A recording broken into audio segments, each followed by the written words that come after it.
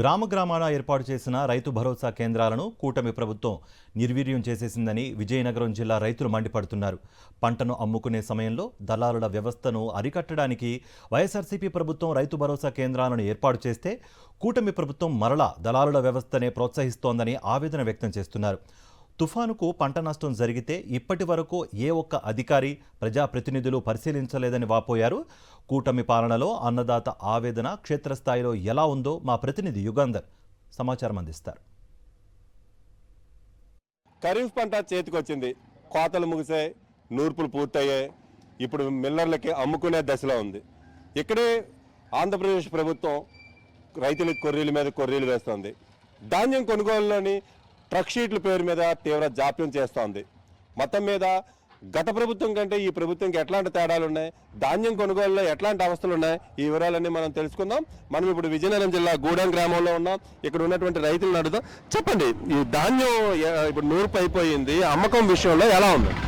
అంతకుముందు లాస్ట్ గవర్నమెంట్లో రైతు ధాన్యం నూర్చేసిన తర్వాత మనం సచివాలయంకి వెళ్ళి రైతు భరోసా కేంద్రంకి వెళ్ళి శాంపుల్ చూసుకొని తిరిగి ఆ స్లిప్ పట్టుకొని మళ్ళీ మిల్లర్స్కి వెళ్తే డైరెక్ట్గా నేరుగా అక్కడికి వెళ్ళి మనం ధాన్యం అమ్ముకునేవాళ్ళం మిల్లర్స్కి.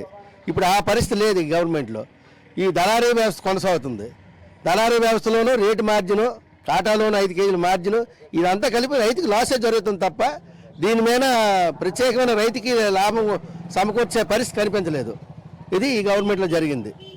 మీరు చెప్పండి, గతంలో రైతు భరోసా కేంద్రం రైతులకి రైతుకి ఎట్లాంటి సాయం అందించేది, ఇప్పుడు ఆ తేడా మీకు ఏమనిపిస్తోందండి? ఇప్పుడు ఇంతకుముందు ఏంటంటే రైతు భరోసా ద్వారా అన్నీ వచ్చాయండి. ఇప్పుడు రైతు భరోసా అనేది ఎక్కడ అవుపించలేదు. మందులు ఎక్కడ ఇస్తారో మరి విత్తనాలు ఎక్కడ ఇస్తారో రేటు అర్థం అవడం లేదు. అది ఇప్పటికప్పుడు తేడా.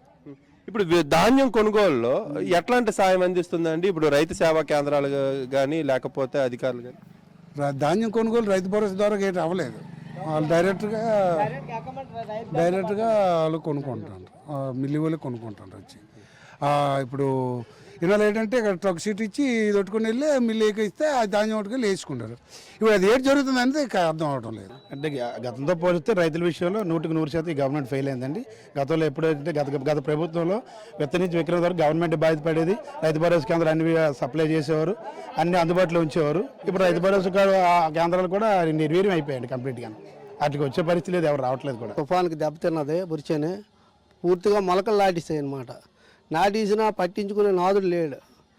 ఏదో అప్పుడు జిల్లా పరిషత్ చైర్మన్ గారు వచ్చారు, చూసినా అతను స్టేట్మెంట్ ఇచ్చినా ఎవరో స్పందించలేదు. ఆ మొలకెత్తిన ధాన్యం అలాగే పోనాయి.